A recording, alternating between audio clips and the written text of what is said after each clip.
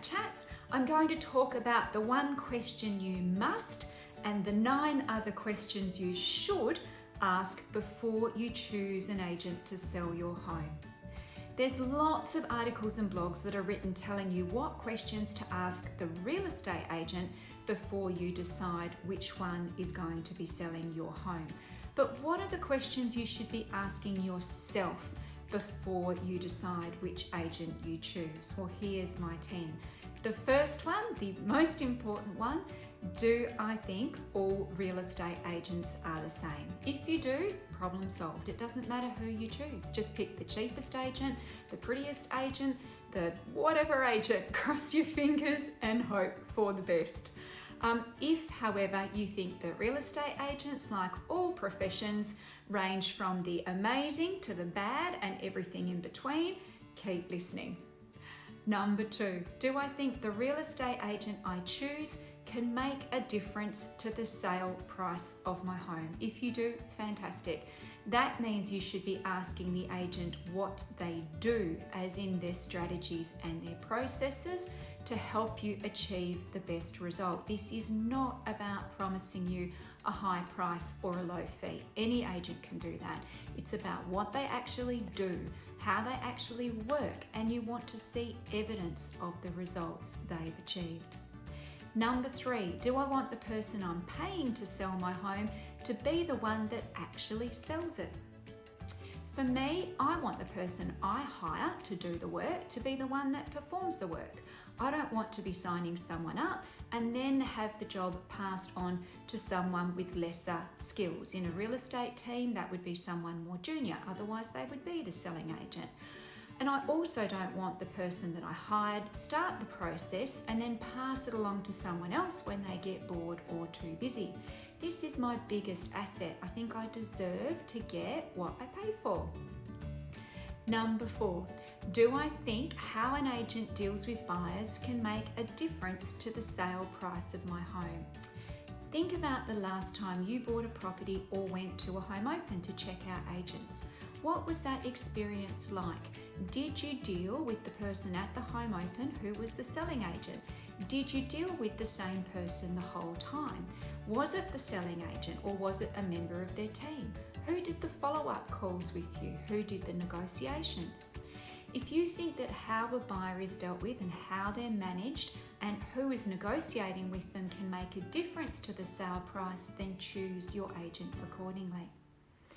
Number 5, do I think that how a property presents can make a difference to the selling price?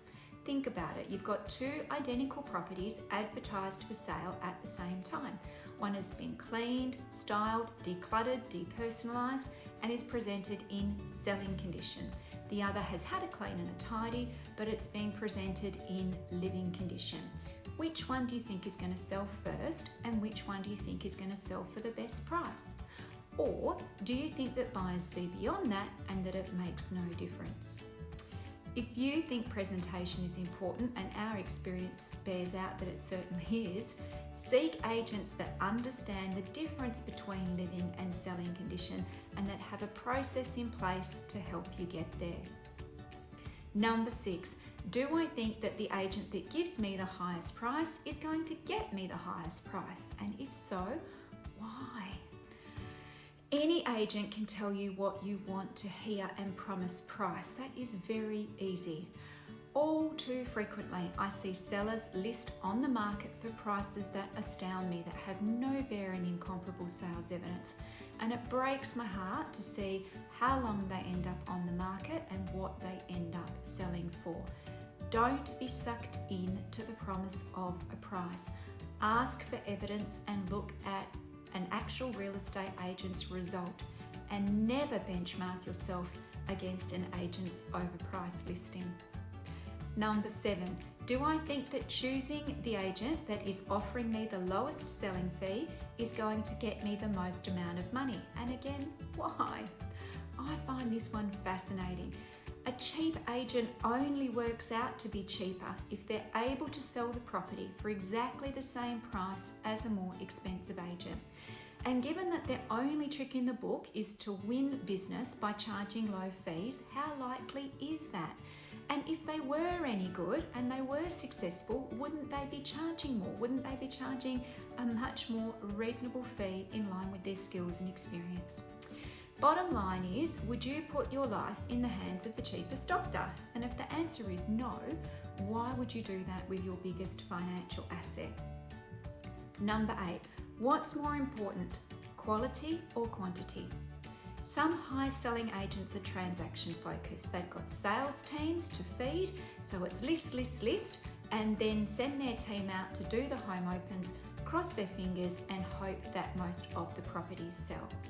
Others, like me, work differently. We decide to limit our number of listings so that we focus on the quality of results.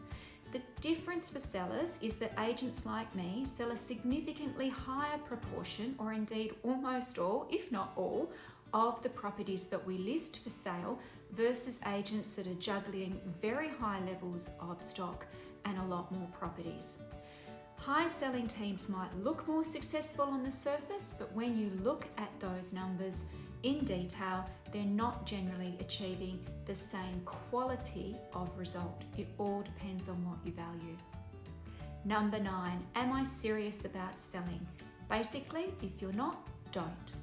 For what reason would you spend good money and time every week getting your property ready for sale and for home opens to end up frustrated with no result, or worse yet, a crap one? Time is not your friend when you're selling, and buyers aren't stupid. Statistics show that the longer you're on the market, the more heavily discounted your selling price is likely to be. Don't misunderstand me, there's lots that you can do to help maximise and influence your sale price, with choosing the right agent in the first place being the obvious one, but to sell, you're still going to need to meet the market. Number 10. What's my plan B? Have you worked through your options? What's the cost of not selling? Have you done your numbers on a spreadsheet and considered all the potential costs and factors so that you're making a rational decision and not an emotional one? It can be very hard, particularly if you're faced with a financial loss, to bite the bullet, sell, and move on with your life.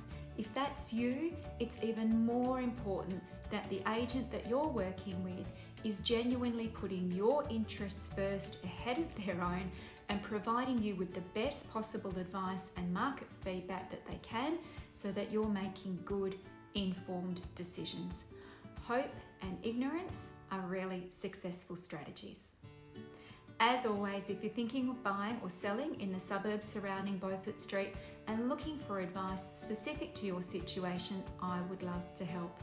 Call me on 0405 812 273 or email me at natalie@belcourtproperty.com.au.